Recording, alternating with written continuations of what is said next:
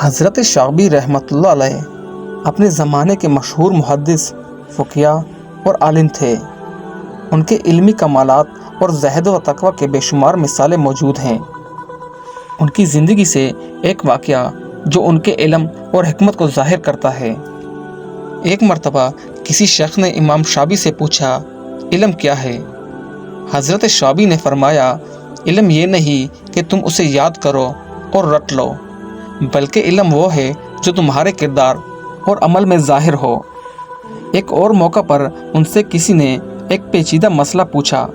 امام شعبی نے مسکراتے ہوئے کہا، مجھے اس مسئلے کا علم نہیں۔ سائل نے حیرت سے کہا، آپ جیسے بڑے عالم یہ کیسے کہہ سکتے ہیں؟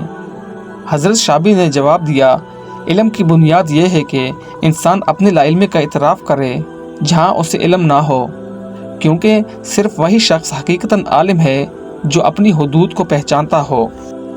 یہ واقعہ حضرت شعبی رحمۃ اللہ علیہ کی عاجزی، علم، دیانتداری اور ان کے بلند مقام کو ظاہر کرتا ہے۔ ان کی زندگی ہمیں سکھاتی ہے کہ علم کا اصل مقصد انسان کو متکبر بنانے کی بجائے اسے مزید عاجز اور نیک بنانا ہے۔